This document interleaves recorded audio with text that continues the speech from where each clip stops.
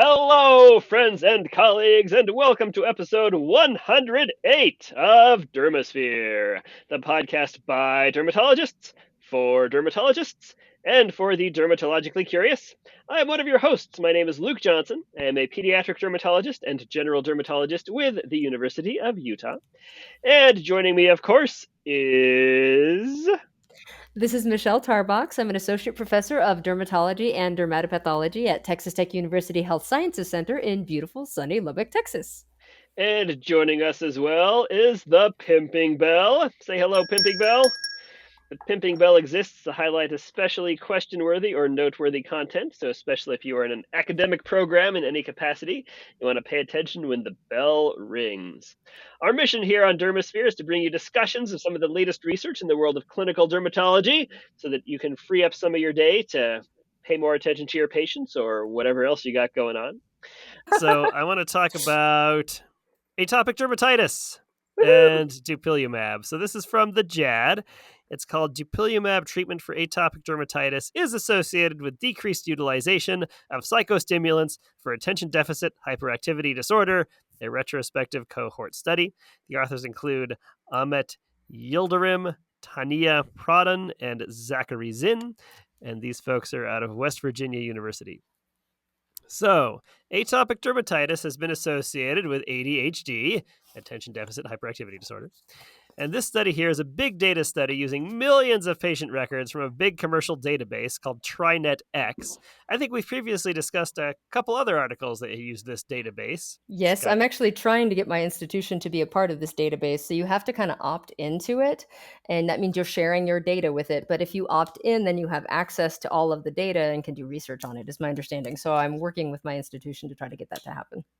Well, there's lots of stuff you could do if you have millions of patient records, Mm-hmm. including look at this particular issue.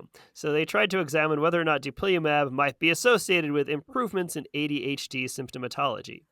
So they used a surrogate, which was the use of psychostimulants or nootropic medications. Mm-hmm.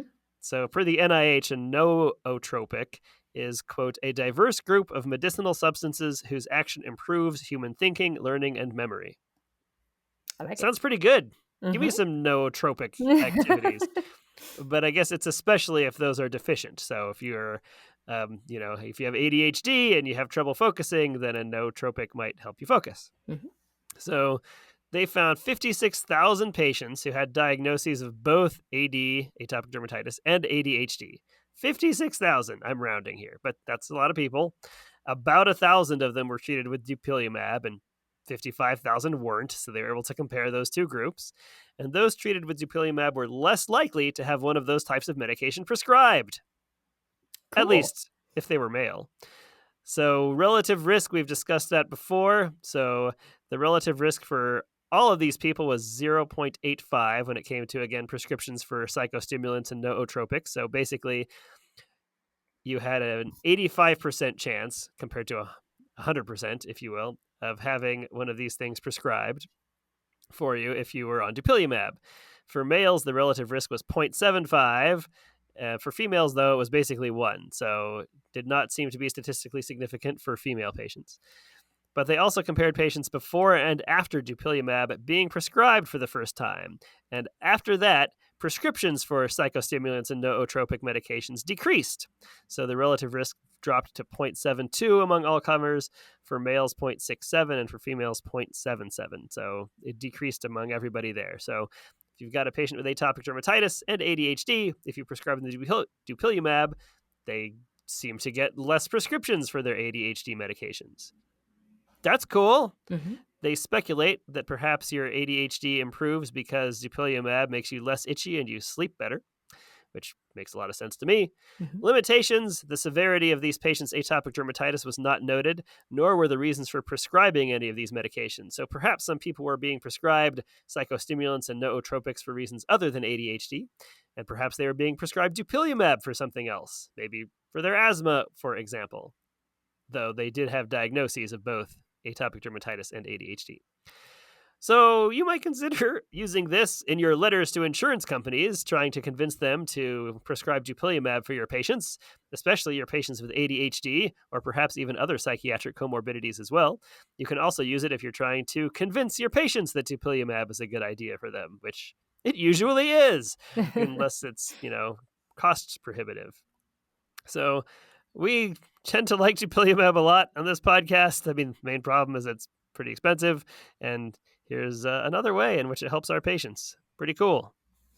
Yeah, I think that whenever the mechanism of action for dupilumab was first described, I was like, oh, this is going to be useful for a lot of things. And I was like, oh, this is going to get hard to get because the biologics for psoriasis, we're looking at a 2 to max maybe 4% of the population.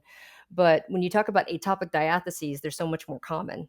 And so the possible utility of a medication that impacts that access is much more broad, which is wonderful on one hand because that means we have this tool that's very safe that we can use to treat a lot of patients quite effectively. The hard part is figuring out how to cover the cost of it.